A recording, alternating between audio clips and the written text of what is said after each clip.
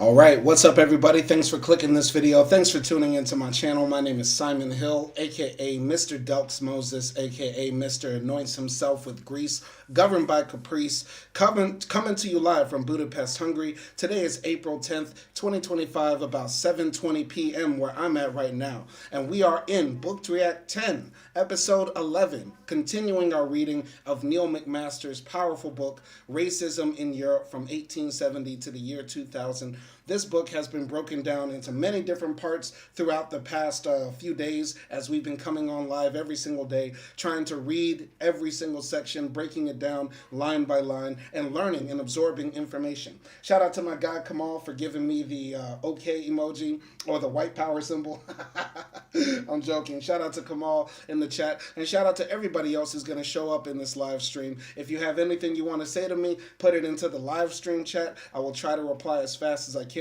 And you know, at the beginning of every book to react, we will always read the comments under any other book to react video. So we're going to be starting today with a very interesting comment that I got from a man named Scorpio Island. And he put this under, I believe, Book to React 5 or 10. I forgot exactly which one. But Scorpio Island's comment under the video said this: "The citizens of Europe are not anti-black. If they knew how their governments and corporations rape and destabilize Africa to this day, they would be outraged. Even the entities that force Africans to brutally subjugate each other aren't anti-black. They are pro-profit, and it is easier to exploit people who look different from their voter bases." Well, wouldn't that make it anti-black? It seems like they're using people's blackness as an excuse to then exploit them, thus making it anti-black. If they were specifically just looking for ways to make profit by exploiting labor, couldn't they do that to just any other group of people? Why isn't Latin America just like Africa? Why aren't the white people of Europe subjugated to the same degree that black people all across the planet are?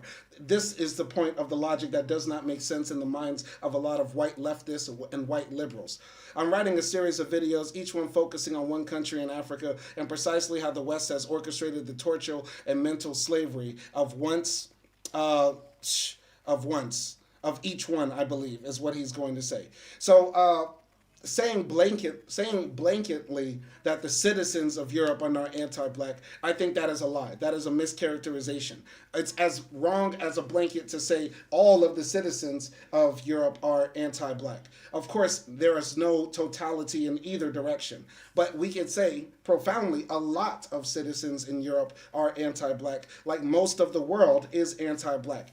In this comment, we have a paradox. On one hand, you are saying that mental slavery and subjugation of Africa and black people worldwide has been a consistent theme caused by Europeans. Yet and still at the same time, you say that Europe is not anti-black. Why? We can not only have an economic explanation or a Marxist critique or a socialist critique of our global capitalistic order without an assessment also of white supremacy and the mentality that it takes to say that we are going to subjugate a different group of people and racialize them and separate them from humanity. You cannot have those two things existing in the world. We do acknowledge white supremacy exists and anti-blackness exists. We cannot, and we also acknowledge that capitalism exists, exploitative labor practices exist, but we cannot just say, well, you know, white supremacy and capitalism are solely offshoots of capitalism, right? One could exist without the other. We could have global, high luxury, automated communism tomorrow. We could have fully automated luxury communism tomorrow, and we could still have white supremacy. White supremacy exists to some degree, absent of capitalism even existing. There's not just an economic critique to explain why they hung us from trees and cut our dicks off. There's not just an economic explanation to why they allow thousands of black Africans to die at the bottom of the Mediterranean year after year in our current timeline. There's not just an economic explanation for the neocolonialism in Africa.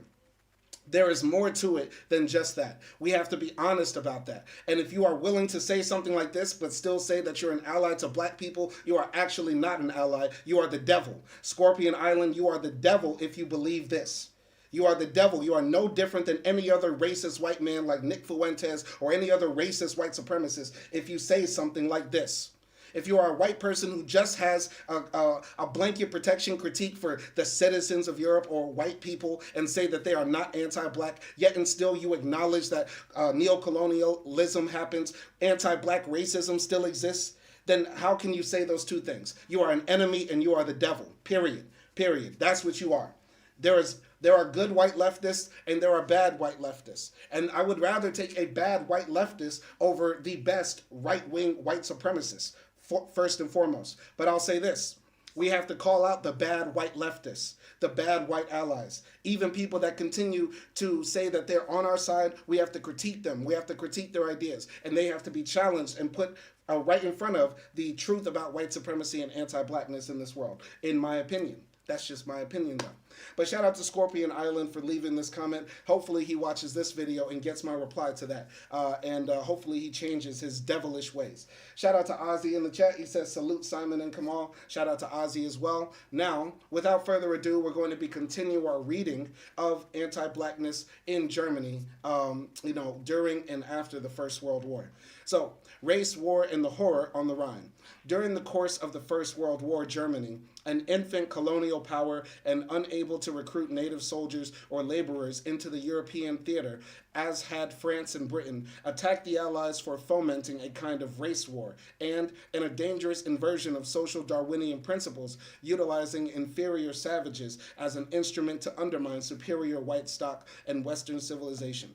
German propagandists dwelled on the unspeakable brutality of black soldiers who, it was claimed, returned from the fronts with trophies of decapitated German heads, fingers, and ears. Field Marshal Hindenburg wrote in his 1920 memoirs, "Where there were no tanks, the enemy set black waves upon us. We were helpless when they broke into our lines and murdered, or worse, tortured the defenseless. Human indignation and indictment is who brought such hordes to German soil, allegedly to fight in the war for honor, freedom, and justice." The eugenicist Ernest Haeckel, shocked by the scale of slaughter in the barbarous war of annihilation, exposed the cruel destruction of young German soldiers, tortured and maimed in inhumane fashion by the hyenas of the battlefield, the barbarian Indians and cruel Senegal Negroes, and lamented the fatal loss of their future breeding capacity and superior racial and hereditary potential.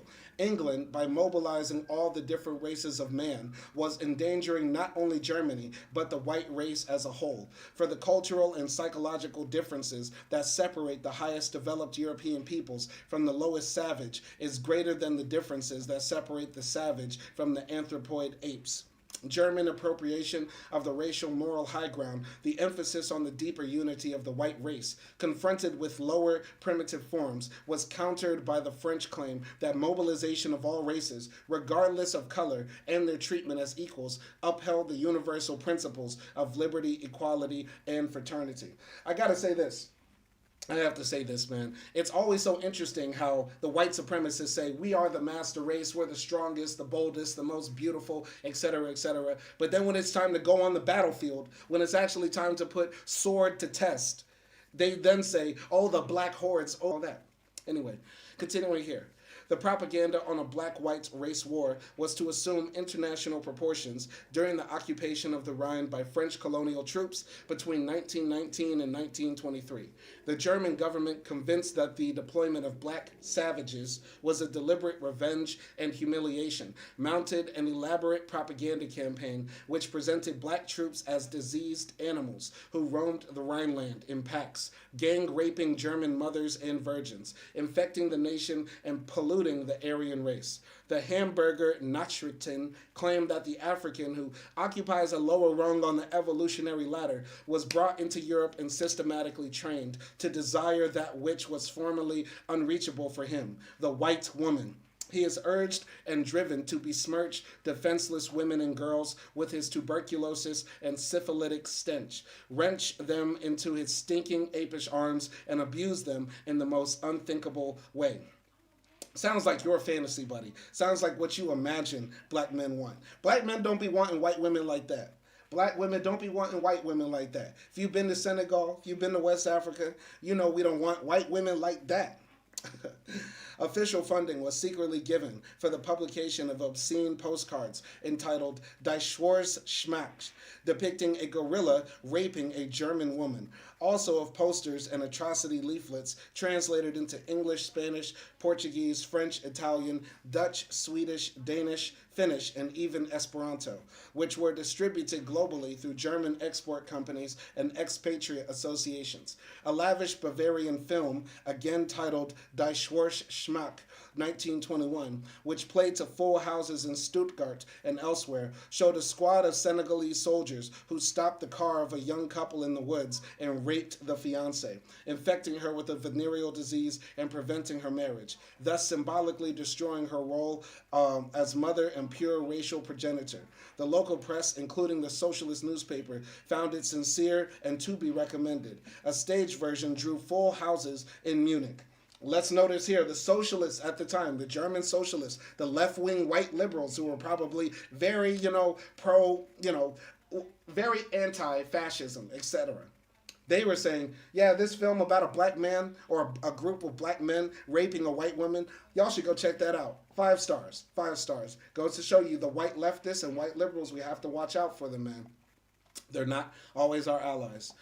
What is most interesting about this propaganda campaign, detailing atrocities that an Allied invasion at the time proved to be groundless and prurient fantasies, was the enormous international support which it received, both among socialist, feminist, and liberal circles, as well as on the conservative right. The astonishing alacrity with which the educated European middle class, apart from a small minority of doubters, accepted such crude rumors and propaganda provides detailed evidence of the universality of anti-black racism, a profound and disturbing sexual angst entrenched within the psyche of white civilization. E.D. Morel, founder of the Congo Reform Society that had campaigned against Belgian atrocities and first secretary of the left-wing Union of Democratic Control, interpreted, as did many socialists and communists, the deployment of black troops as an instrument of capitalist oppression, pitching unwitting natives against the trade unions, the strikes, and revolutionary organizations of the European proletariat. To some degree, they're not wrong. If the capitalist class say, hey, we can break up the striking white workers with black, scabs, they're technically not wrong in saying that, yeah, that's what the capitalist class is doing, right? And they might be even more ahead. The capitalist class is playing 3D chess or whatever because, yeah, now the white workers are mad more about race than they are about the fact that we were paying both of them, subhuman, substandard wages, right? So, I mean, that is technically a bit true. So, continuing here. So, the strikes and revolutionary organizations of the European proletariat were broken by these, basically black scabs. But Morel, in his Daily Herald reports of April 1920, and a widely translated pamphlet, The Horror on the Rhine, 1920, elaborated in close detail the most prurient fantasies of black atrocities. The sex impulse, claimed Morel, is in tropical Africa's more spontaneous, fiercer, less controllable impulse than among European peoples. In the absence of their own womenfolk, they must be satisfied upon the bodies of white women, which they did by roaming the countryside in armed bands, their fierce passions hot within them. Similar obsessive concerns with the black sexual danger was voiced throughout Europe in protest campaigns, petitions, and resolutions by the National Conference of Labor Women, London, the Association of Dutch Women for Social Welfare, the Women's International League for Peace and Freedom, the League of Swedish Socialist Women, the Italian Anti-Slavery Society, and similar organizations in Austria, the US, Germany, Peru, Argentina, Canada, and New Zealand. Go into the comments real quick. Kamal says, I lived in blue New England for over a decade and learned the hard way. Like Malcolm said, everywhere south of Canada is the South. Ain't that the truth, man? And the crazy thing is, New England, basically the whole eastern half of the United States generally, unless you hit that Mason-Dixon line, is the most liberal part of the country. And yet and still we hear about black folks all the time going through the worst there. Like that young boy who got killed by that racist on the subway in New York, Daniel Penny. Jordan, I forgot his name.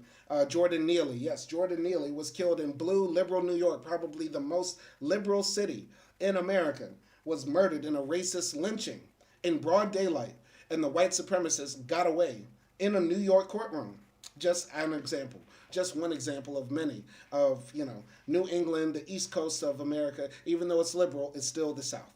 So the Italian Prime Minister Francesco Nitti felt a great sensation of disgust and horror, not only at the savage rape of women and boys and by local municipalities that were compelled by the Allies to furnish German women for houses of prostitution to gratify the lust of Negroes, but even more so at the French breach of the unwritten rules of civilized Europe by occupying ancient cathedral cities among the most cultured on earth, the Rhine cities, which contain the greatest masterpieces of Gothic art, now lodge Negroes who come from mud huts.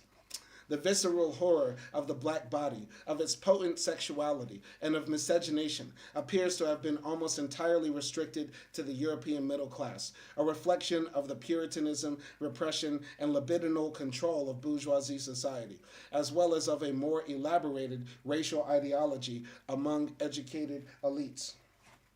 Going now to Kamal, he says, "Forever Jordan, rest in peace, Jordan Neely." Ozzy says, "That's a great quote." Facts. Malcolm X did say that. That's one of my favorite Malcolm X quotes as well. So, within the zone of occupation on the Rhine, the local German population was more friendly towards black than towards white French soldiers. The African American writer Claude McKay, visiting Hamburg and Berlin in 1923, at the height of the Rhine controversy, was given a friendly reception among the populace, in hotels, cafes, dancing halls, restaurants, and trains, on the riverboats, and in the streets. The German propagandists tried to conceal the fact that many women had affairs with black troops and even married Annamese, Algerian, Malagasys, and Senegalese, returning with them to their home country.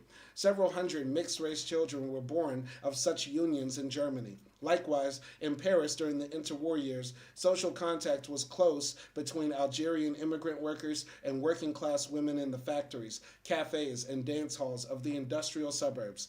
In 1930, some 700 women were married to Algerians, while a further 5,000 were cohabiting in stable unions. One French woman wrote a letter to the press recounting how the arrival of black American soldiers in a rural community had, after an initial reaction of fear that was shaped by stereotypes of savage cannibalism, given way after a day or two to deep sympathy for the affable troops who were so kind to the local children.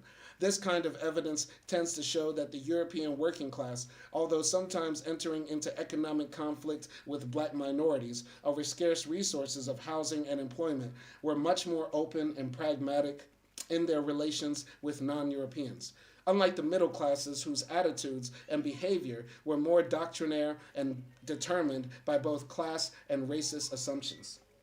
So, going now to the going now just reacting to this, I think when people interact with people on a personal basis, a lot of those stereotypes go away. And that's the important thing that we're taking from this story. A lot of people heard about the negative things about black folks, but when they actually met us, they realized, hey, those are actually noble people. Those are actually kind people, gentle people.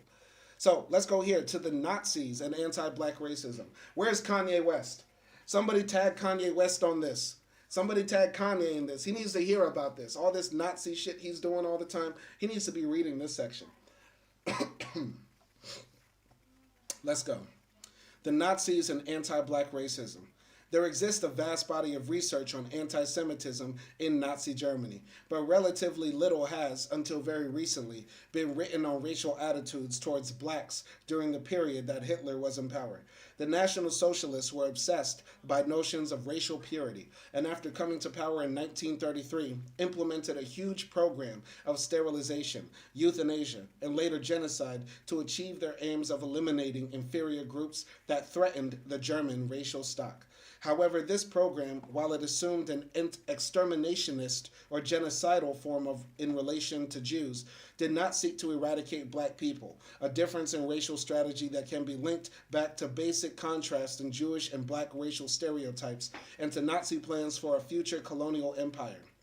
The traditional racist image of the black was of a profoundly inferior type, ape-like, low in intelligence, driven by instinctual urges. Such a being posed no fundamental threat to the superior and masterful European, as long as he was segregated within the colonial sphere as a pliable source of unskilled labor and prevented from interbreeding and polluting the Aryan. So basically the Nazis were saying, like, we basically don't want to eliminate black people because we're going to use them as slaves. Remember that the Nazis got a lot of their thinking from America. The Nazis sent out agents to the Deep South to study segregation laws. The Nazis pored over the books about slavery in the United States. They were very interested in replicating America. So, of course, they didn't want to eliminate black people, but they were going to sterilize them. They were going to make sure the black man's penis was neutralized, because that's what it all comes down to. Anyway, by contrast, for racists, the Jews posed a huge threat because of their intelligence, their ability to organize an international network of financiers and revolutionaries bent on the subversion and enslavement of the German race. A key component in German anti-Semitic thought was the idea that the Jews made an instrumental use of race and deliberately plotted miscegenation between Aryans and inferior racial groups so as to undermine German stock. That's still thought of today. When the white supremacists in South Carolina were running around saying Jews will not replace us, this is still their thoughts today. They believe the Jews want white women to sleep with inferior black men to then weaken the white man's pure race so that he's no longer as strong to fight against us. This is how the white supremacists think. It's not how I think, of course. That's what they think. All right. This racial logic was perfectly illustrated by Hitler's interpretation of the Rhineland occupation as a diabolic Jewish conspiracy to weaken the German race substance. The Jew, he claimed, as a matter of principle, always kept his male line pure. He poisons the blood of others, but preserves his own. It was and is Jews who bring the Negroes into the Rhineland, always with the same secret thought and clear aim of ruining the hated white race by the necessarily resulting bastardization, throwing it down from its culture and political heights, and himself rising to be its master. This also relates to this new conspiracy theory that's floating around on the internet, and unfortunately I've heard some black people repeat it too. There are black people out there that believe right now that the majority of the slave owners in the South in America were Jewish. And the majority of the boats that were captained across the seas carrying our ancestors were Jewish owned or Jewish led or Jewish captained, etc., like that. Newsflash, everybody, that's not true. If you ever hear anybody repeating this bullshit that the Jews are the reason solely and only why we're in Brazil, why we're in Costa Rica, why we're in Colombia, why we're in Canada, why we're in America, why we're spread out all over this planet, it's not because of the Jews. Facts. Let's just make that absolutely clear. Thomas Jefferson wasn't a Jew.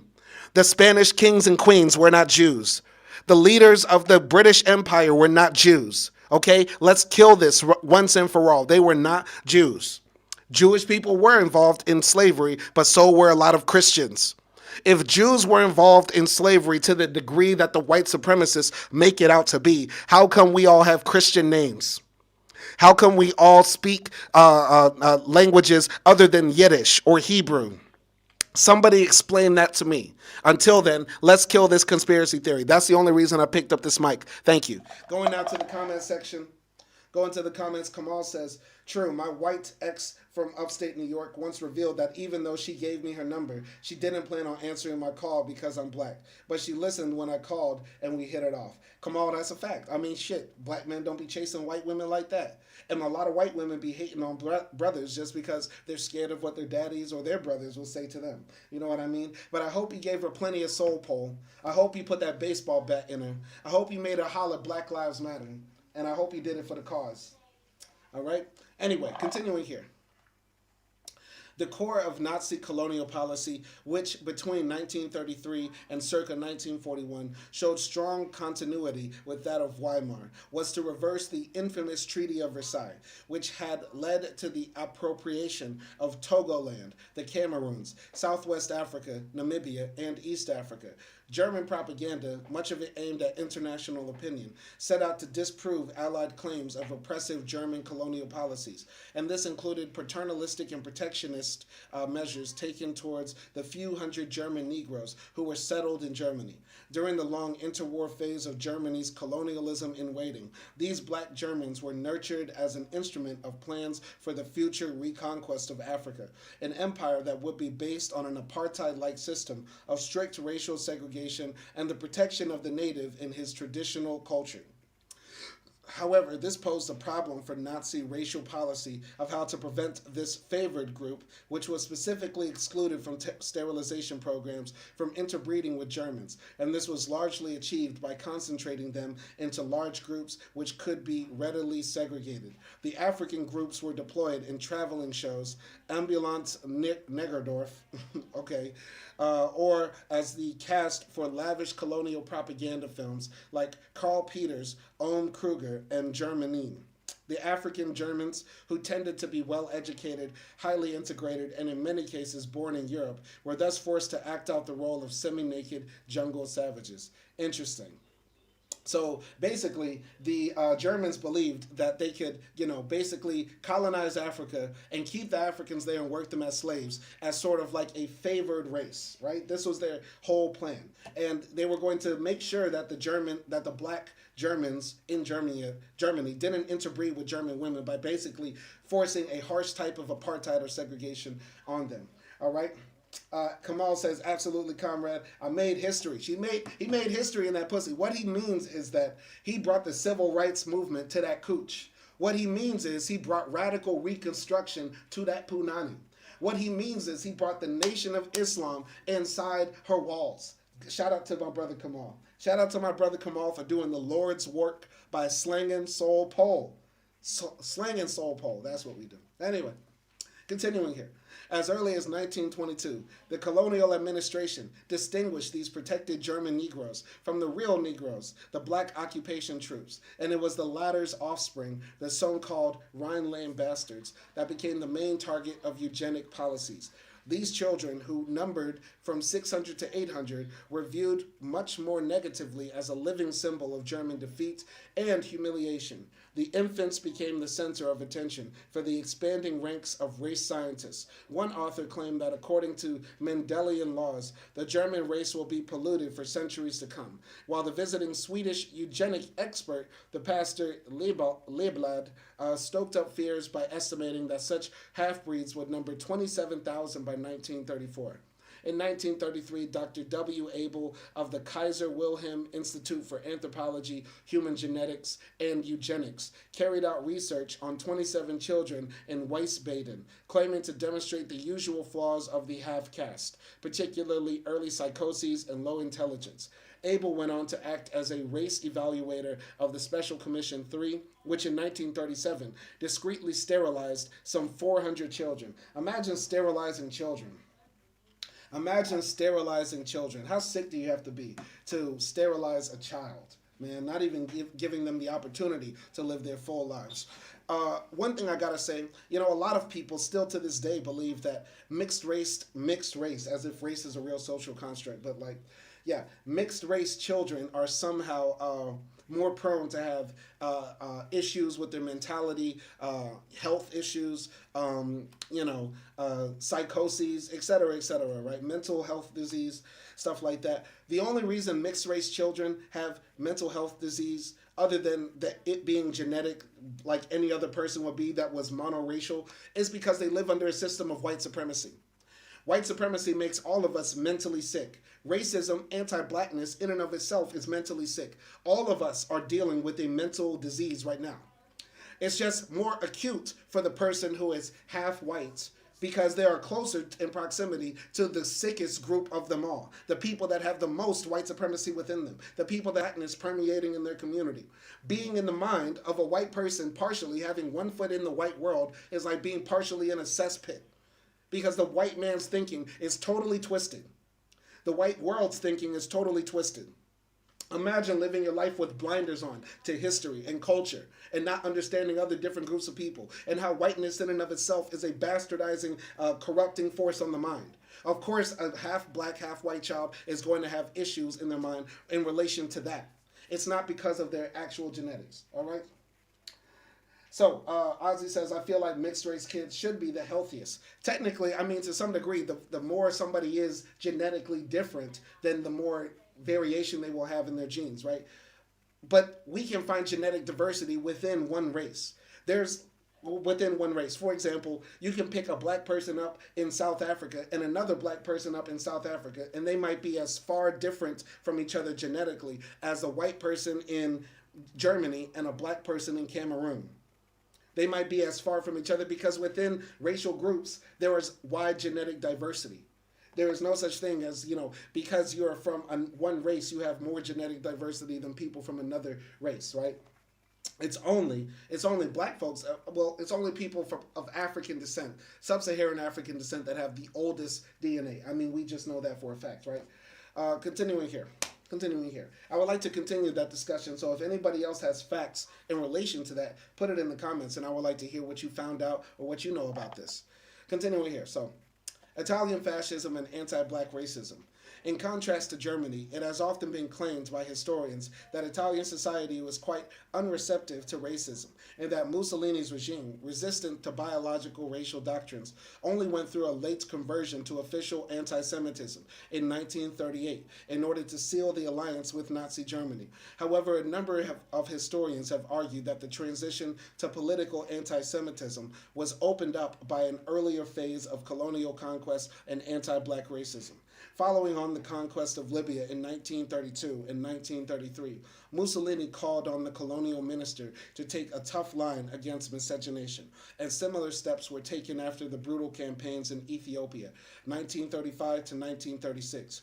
In line with other colonial powers, the Duce sought to eradicate madamismo, the common practice by which officers and civil servants cohabitated with native women, and a law of April 19, 1937 imposed a sentence of between 1 and 5 years prison for such liaisons. The aim behind this was not to penalize white sexual relations with black prostitutes, but to prevent the birth of half-caste children, who would, it was thought, pollute and weaken the Italian race. The elaboration of biological race doctrine and legislation within the colonial context opened the way to the introduction of racial anti-Semitism in mainland Italy from 1938 onwards. Very interesting. Didn't know anything about that. So, Italian fascism and anti-black racism, basically they were trying to stop those Italian men from clapping them Ethiopian cheeks. And I mean, if you go to Ethiopia, it's hard not to clap some cheeks. Beautiful women out there in Ethiopia. So, interwar mass culture and racism.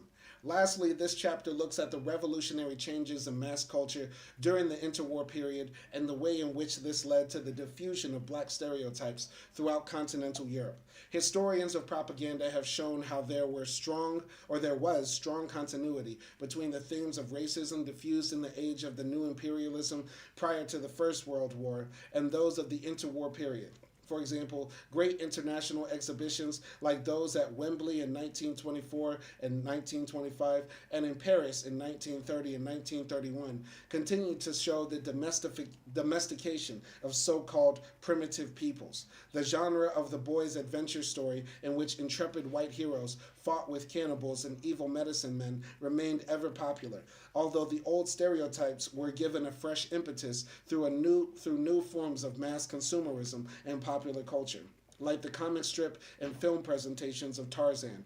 Edgar Rice Burroughs, in his first story, Tarzan of the Apes, 1911, describes how the infant son of Lord Greystoke, shipwrecked on the West African coast, was raised by apes and then effortlessly exerted his mastery over both the jungle and its primitive black inhabitants solely through his hereditary qualities as the son of a white aristocrat. Yeah, if you think about it, Tarzan is a very racist story.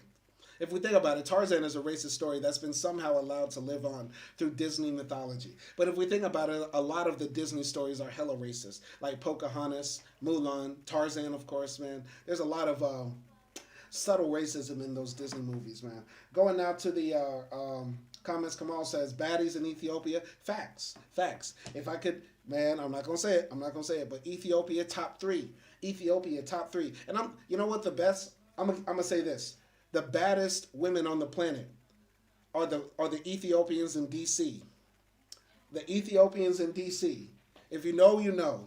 If you know, you know. Ain't nothing like a westernized Somalian, Ethiopian, Eritrean baddie. Yeah, they got them big ass foreheads. They got them Rihanna foreheads. But them some baddies. If you know, you know. DC Ethiopians, DC East Africans, man. Holla at me. I'm joking. All right, let me continue here. Where were we? So yeah, with the noble poise of his handsome head upon those broad shoulders, and the fire of life and intelligence in those fine, clear eyes, he might readily have typified some demigod. By contrast, blacks are constantly described as cannibals, witch doctors, and rapists, like Luvini, who tries to assault Jane, a huge fellow with a low receding forehead and prognethous jaw. As he entered the hut with a lighted torch, which he stuck on in the floor, his bloodshot eyes grazed greedily at the still form of the woman lying prone before him. He licked his thick lips and, coming closer, reached out and touched her. Once again, the compulsive obsession with miscegenation was transferred over into popular culture. Particularly interesting in the changing representation of black people was the role played by the new phenomenon of jazz and dance. New forms of black American music and dance, the ragtime and the cakewalk, had already spread widely throughout Europe from the 1890s onwards and had inspired classical composers like Debussy. Debussy. But this was a mere foretaste of the jazz craze and Negromania that took off from 1917, following the arrival in Europe of black regimental bands like the Harlem Hellfighters and the 70 Black Devils. During the 1920s, a young generation who wished to forget the horrors of war and to cast off the prudery and stifling restraint of their Victorian elders found a perfect expression in the hot rhythms, the erotic physicality of the Charleston. During the 1920s, controversy raged in Europe over jazz and served as a battleground for the definition of black art, the primitive and latent racism. Going now to Kamal, he says, DC, Ethiopian flag, we know. Man, just Google it, baby. Google it. Continuing. The reactions of conservative Europe as well as of emergent fascism were fairly predictable. Jazz, with its wild cacophony and exuberance, unlike anything in the repertoire of classical and popular music, was seen as profoundly decadent, an expression of dark instincts, of the black savage dancing and howling round jungle fires to the throb of drums.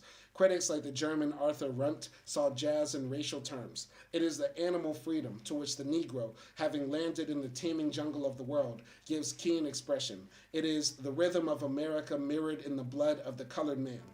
Le Figaro, reviewing Josephine Baker's famous erotic dance act in the Le Revue Negre, described the show as a lamentable transatlantic exhibitionism, which makes us revert to the ape in less time than it took to descend from it.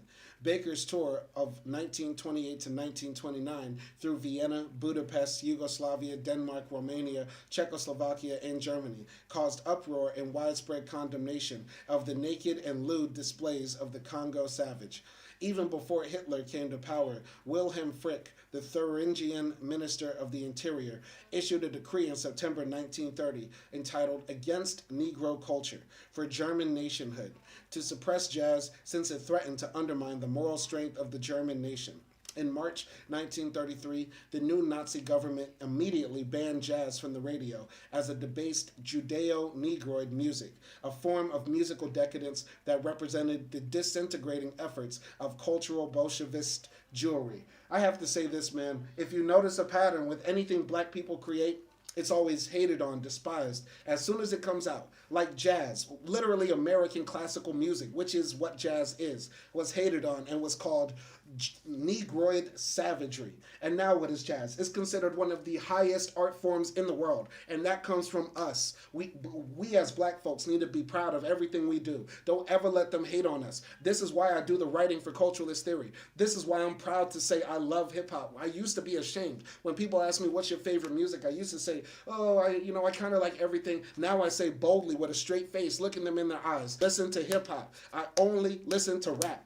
Because I know 100 years from now, they're going to be saying the highest form of poetry is American hip-hop. The highest form of expression is American rap music. because they did the same thing to jazz. And jazz surpasses everything. Everything Mozart did, Bach did, Beethoven, Vivaldi, you name them. Black Americans surpassed the greatest composers of all time with jazz music. So we should never be ashamed of anything we do, and we're going to look them dead in the eyes. And that's why I'm also going to say subscribe to Culturalist Theory and go check out all the lists that I'm writing for them. I got a new list coming soon. It's a monster one. It's going to shake the world up. So I'm looking forward to that, man. Anyway, going to the comments real quick. Ozzy says, Europeans mad because they have no rhythm and can't dance. Ain't that a fact? Ain't that a fact? They got no rhythm, can't dance, and the music they make is trash. Tell me something you bump that specifically comes from Europe. Tell me something that you bump that specifically comes from Europe, and I will shut the fuck up forever. All right. Kamal says, real talk, for the same reason they sneak onto these channels trolling. Ain't that a fact, man? In fact, I'm going to post up some of what these white supremacists have been saying to me, which is crazy. But let's continue here.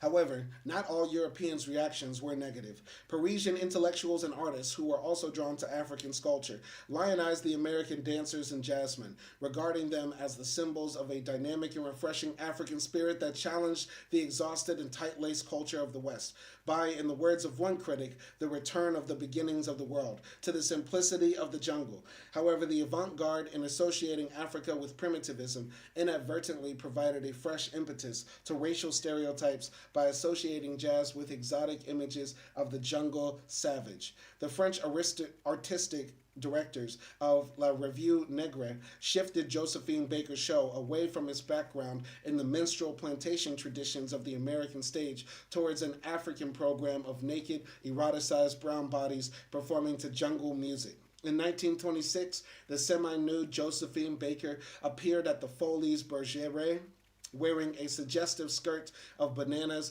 and during her 1928 tour of Europe was attacked as degenerate and pornographic in Budapest and Vienna. Let's repeat. Josephine Baker was attacked as degenerate and pornographic in Budapest, Hungary, and Vienna, Austria, and was banned in Munich as a danger to public morals. Black performers, like Josephine Baker, fulfilled a highly ambiguous role. While through her rise to stardom and wealth in France, she made a strong claim to black status and equality, she at the same time shaped her performances to conform to pre-existing French stereotypes of Africa and to a public demand that thrived off associations between black people, the jungle, bananas, and apes. Such representations had more than a superficial import, the mere surface glitter of popular entertainment, since they underscored the almost universal assumption that Africans, racial primitives, would always remain backward and would never rise to self-government, but be eternally dependent on the kindly but firm hand of their white colonial masters.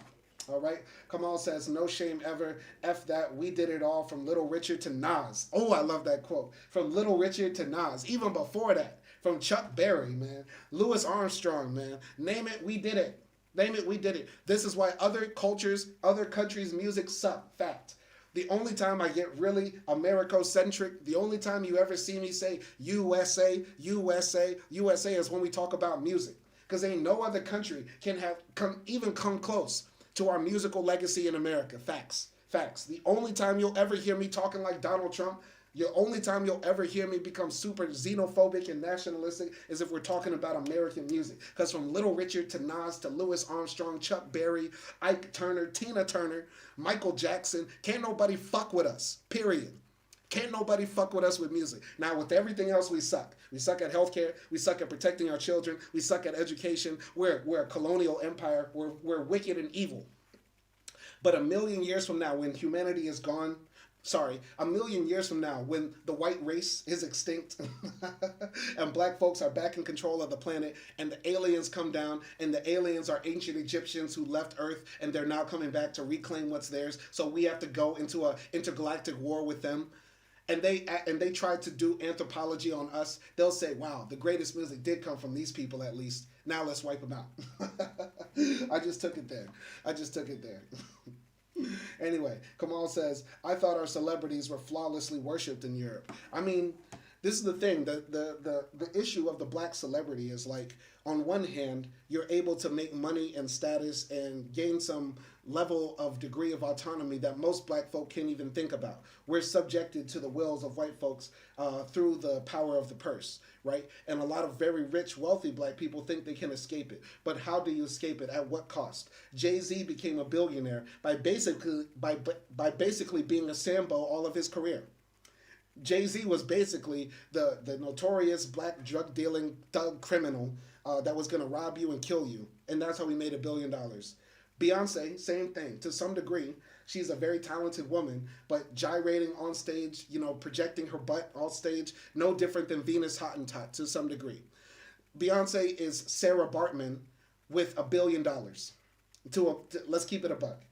I mean, this is the give and take, the paradox of being a famous, rich black celebrity. And so Josephine Baker walked that path that many other black celebrities walk now. So let's continue here. Going here to the comments, Dizzy Gillespie, Cab Calloway, Marian Anderson, facts. People that, Marian Anderson I've never heard of, pardon. I'm not that steeped into jazz, but Dizzy Gillespie I've heard of, Cab Calloway, and so many others, man. I mean, come on, man. The only time that we can really flex as Americans is if we're talking about music and art and culture. That's the only thing we have. And all of it comes from us, which we as black Americans should be even more proud about. All other cultures' music sucks. It's trash. Have you ever tried to listen to another country's music? It sounds like our shit, but 30 years ago and done badly. I swear to God. I swear to God. That's what it is. That's the only time we can be nationalistic. Let's continue here. The universality of racialized stereotypes of the black and interwar Europe can be shown through the way in which it informed even Soviet culture, the regime which was most committed to the struggle for universal black rights and against colonialism. Here we find out even the communists were racist. Here we find out even the communists were racist. The official position of the Soviet Union was to support the doctrine of revolutionary internationalism and the struggle of all proletarians, regardless of creed or color, united in the fight against capitalism and imperialism. The Communist International, in its support for anti-colonial liberation movements in Africa and elsewhere, promulgated an egalitarian doctrine that served as a powerful bulwark against racism and fascism throughout Europe. Black writers and artists like Claude McKay and Paul Robeson were given a triumphant reception that was not merely the reflection of official communist propaganda, but also of genuine popular warmth. But, here it comes. Here comes the but. Here we find out the white leftists are actually Negro haters. Let's find out. But Soviet intellectuals, as did many socialists in Western Europe, betrayed an incipient racism. In 1922, Meyerhold, adapting a novel by Ilya Ehrenberg to the stage, complete with jazz band, depicted a sinister plot by American capitalists, here with the undertones of anti-Semitism, to conquer Europe by colonizing it with Africans. But this plot was overturned by the revolutionary heroes tunneling from Petrograd to Wall Street, thus saving Germany, Austria, and Britain in the nick of time from the horrors of cannibalism. This play was staged at the height of the Rhine crisis, during which the middle class throughout Europe fantasized about Western civilization being swamped by blacks. Maxim Gorky, one of the most influential ideologues in Russia, depicted jazz as a capitalist conspiracy to brainwash and control black Americans, and this dangerous music was now acting as a subversive force within Soviet society. This was a thinly disguised cover for the crudest racial stereotyping. Listening for a few minutes to these wails, claimed Gorky in 1928, one involuntarily imagines an orchestra of sexually driven madmen, conducted by a man-stallion brandishing a huge genital member. Okay, so that's not as bad as I thought it would be, but it goes to show that even the leftists, with a solid critique of capitalism, and they're dedicated to liberating Africa from imperial control, can still be racist as hell. Now, these are just a few examples, but I'm sure there's more. And let's be frank, there have been stories of black Africans going to the Soviet Union at its height, the bastion against the evil imperial West, and getting treated like shit by racist-ass Russians or people under the Soviet curtain, no matter where they went, whether that be Romania, Belarus, Poland, Russia, Ukraine, whatever, right? So communism, a person proclaiming to be a socialist or a communist does not automatically make them an ally against white supremacy and against anti-blackness. Let's make that absolutely clear. Going to Kamal, he says, that's exactly how the fuck I felt watching music videos in Albania. Facts. I mean, if we're talking about music, if we're talking about no other genres, music compares to us. Facts. British hip-hop even can't even compare to American hip-hop. The jazz of other countries sounds shitty as hell compared to the real jazz that came out 60 years ago. Other countries can't even compete with jazz that came out 60 years ago. And here's another thing that will prove. Here's another thing that will prove everything I'm saying about the superiority. We have superiority when it comes to music. We are musically superior to all other groups of people. And I'm talking about Americans, just in general. Let's just lump all Americans in here in general. We'll let the white folks have their country and their pop, and we've made everything else, okay? We are musically superior to all of the groups of people for this reason alone. Ask anybody else on this planet, who is your favorite artist? Or what music do you want to listen to? Or what music do you listen to in your free time? Nobody will say their own culture's music. Nobody will say their own country's music. And yes, we're claiming Drake too. We will take Drake. Drake is us now. He's one of us. He's like us. He is like us. So if you meet some girl or some guy who grew up in Estonia, right? And he loves music, right? You ask him what he likes to listen to, he's going to list nothing but American artists and mostly black American artists. Facts. Facts. Facts. Most people, if we were in a car together, if we were in an international car, if you're in an international car with a person from South Africa, a person from Brazil, a person from, Serbia, a person from France, a person from the UK, and a person from America, they're going to be demanding they play only American music, and primarily, mostly, black American music. Facts, facts, facts. Most people don't even like their own country's music. So yes, we are musically superior to all other groups of people. Facts. I'm standing on that. I will die thinking that. Nobody will prove me otherwise. Continuing here. Finally, in terms of black representation during the interwar period, an enormous impact was made through the cinemas, which revolutionized popular entertainment and reached a vast and growing audience. In Britain, the number of cinemas increased from 3,000 in 1926 to 5,000 in 1938, with annual ticket sales of 1,000 million by the latter date. Nor was cinema restricted to the picture palaces of the most urbanized societies. Film reached every corner of Europe, down to the traveling shows that visited village halls from Tuscany to the Polish shtetl. The extraordinary visual power of film quickly made it a key factor, along with radio, in the diffusion of news and propaganda. And both Hollywood and national film production provide a valuable insight into racism and the representation of both blacks and Jews. Early Hollywood productions had often been crudely racist in form, like D.W. Griffith's notorious The Birth of a Nation, 1914, which depicted the long pursuit of an innocent white girl by a lust-maddened and brutish black man, until she escaped dishonor by flinging herself down a cliff, a scene that led to it being banned by the French government in 1923. However, by 1925, European states were introducing legislative measures to restrict Hollywood domination, to nurture their own national film industries, and through offices of censorship, they were laying down strict guidelines on questions of morality and ethnic or racial representation. British censors were particularly sensitive to the impact of film on colonial audiences and banned pictures showing white men in a state of degradation amidst native surroundings, or equivocal situations between men of one race and girls of another race. Down to 1914. All right, going to the comment section real quick.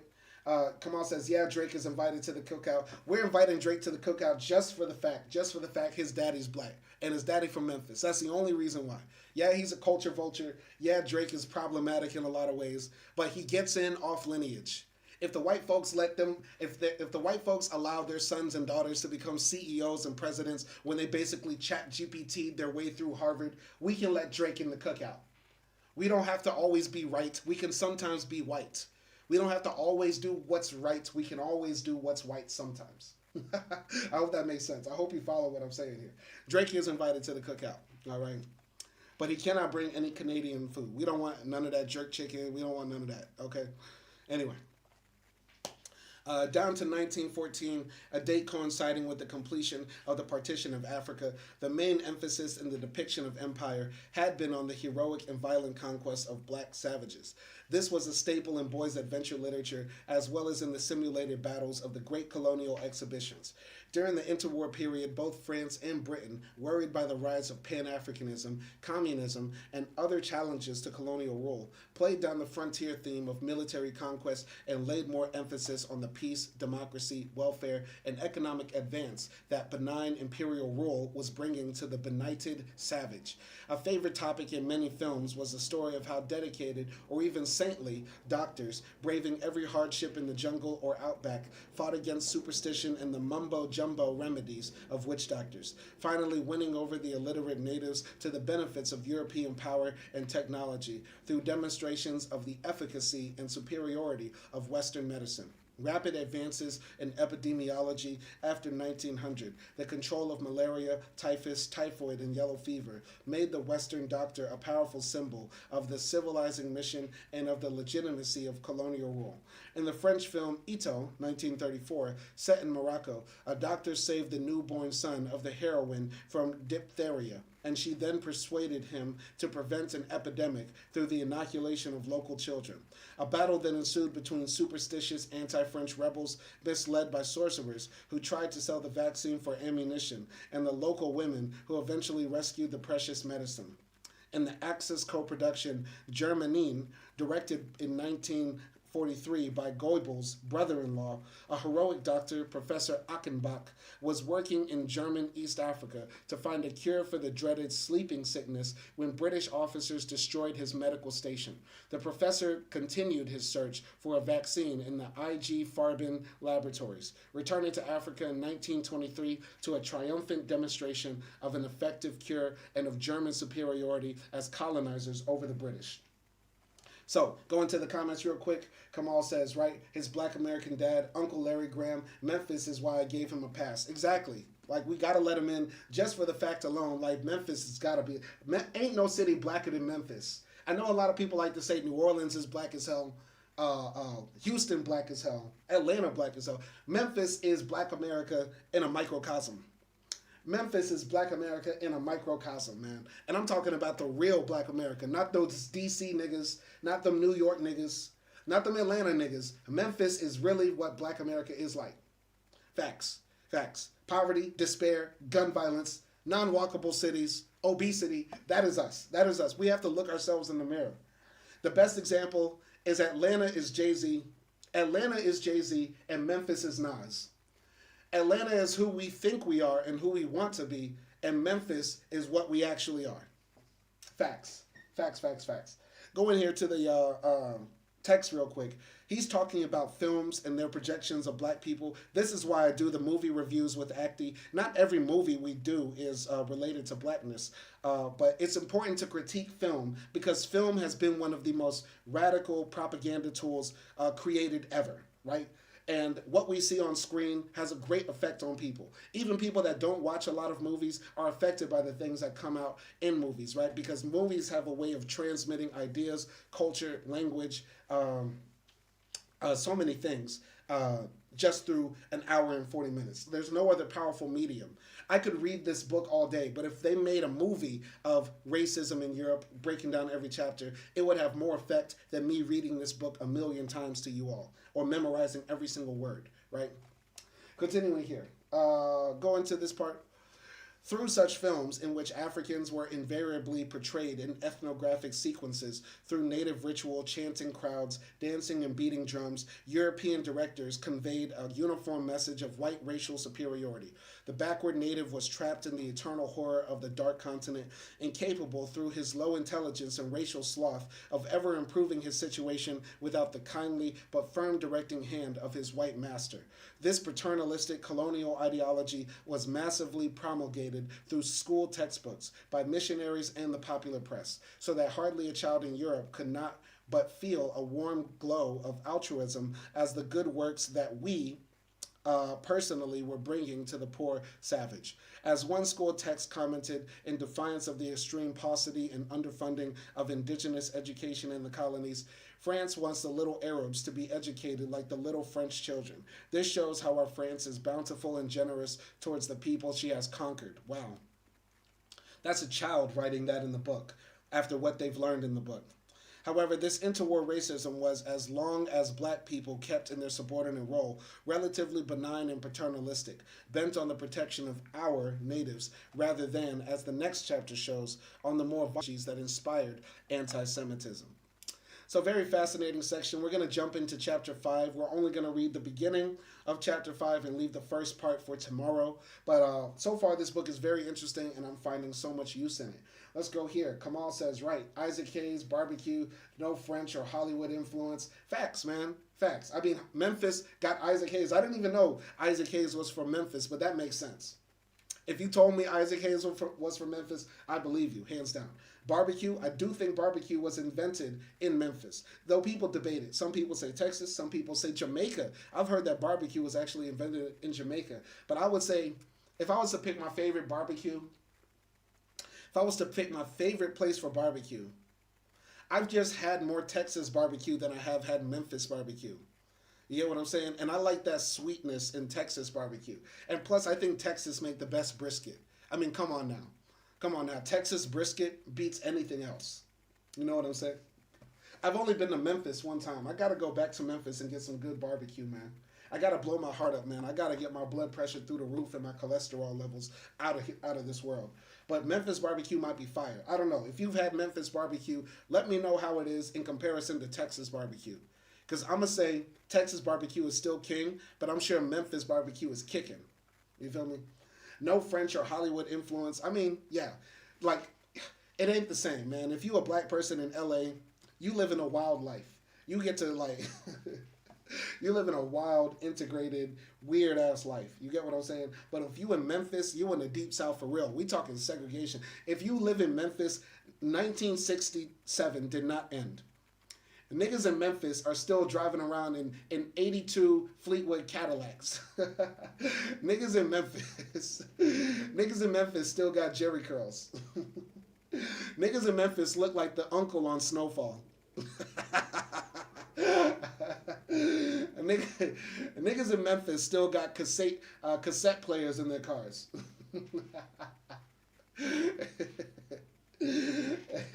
Niggas in Memphis are hollering about that new DJ Quick tape. Niggas in Memphis will swear up and down Yo Gotti is better than Jay-Z. Kamal says, I choose Texas barbecue. That brisket is the clincher. Facts. Facts. Texas brisket kills almost anything. I mean, Texas, the only reason Texas should exist is just for brisket. Brisket and good Mexican food. That's it. That's it. Anyway, I'm sorry I got off track here. We should be talking about Nazism, not roasting Memphis, man. All right. One last comment from Kamal. He says, I worked briefly in Memphis a year ago, man. How'd you do it, brother? How'd you make it? How'd you make it out of Memphis, baby? North. Sipping on some scissor. Sipping on some scissor. Niggas in Memphis talking about, I'm sipping on some scissor. Niggas in Memphis got Project Pat lyrics tattooed on their forearm.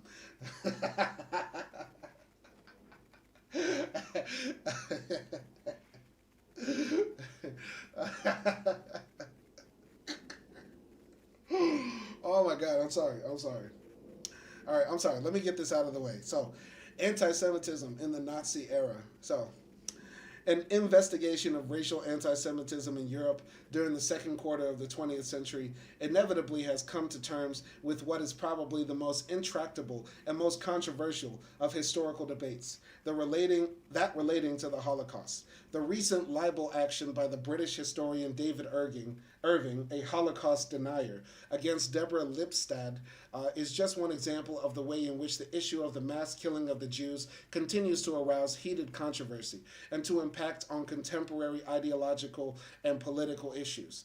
A single chapter cannot possibly do more than to touch upon this immense and complex field.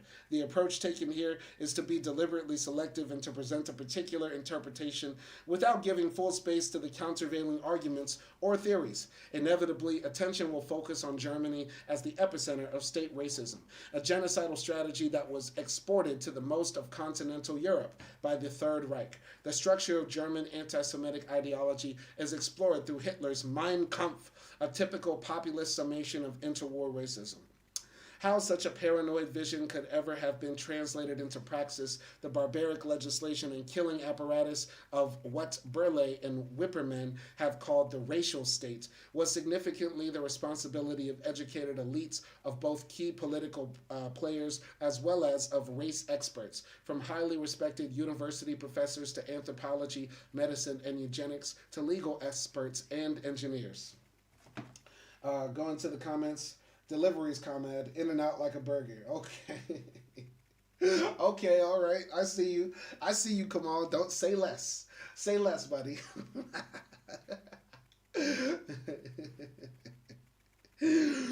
Oh, man, I'm sorry. I'm sorry.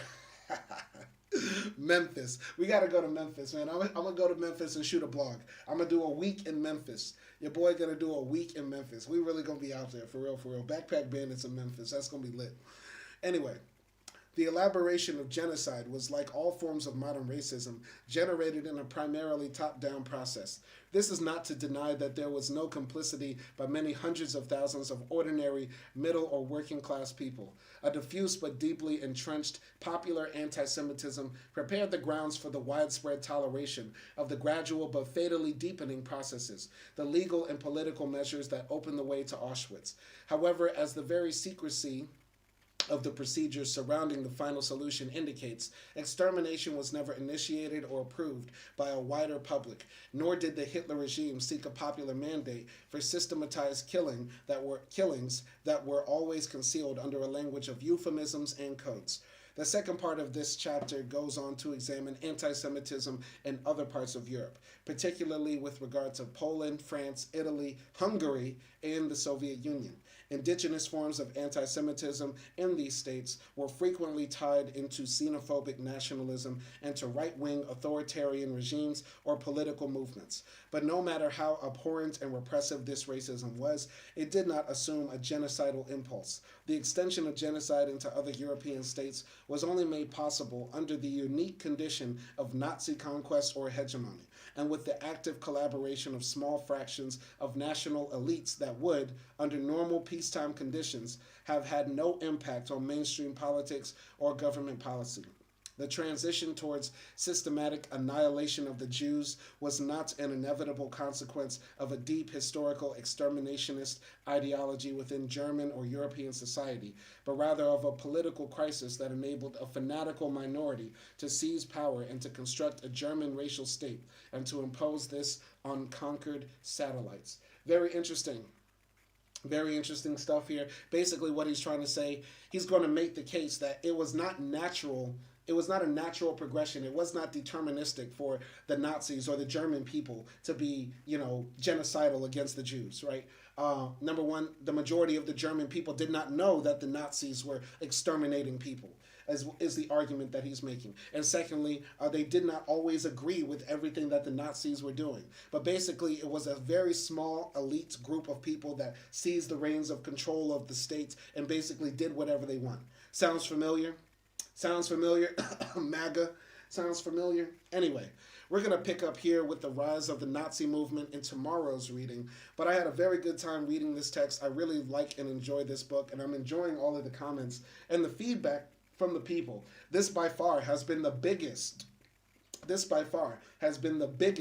book to react series, only second to maybe Black Men, White Women, Illicit Sex in the 19th Century South.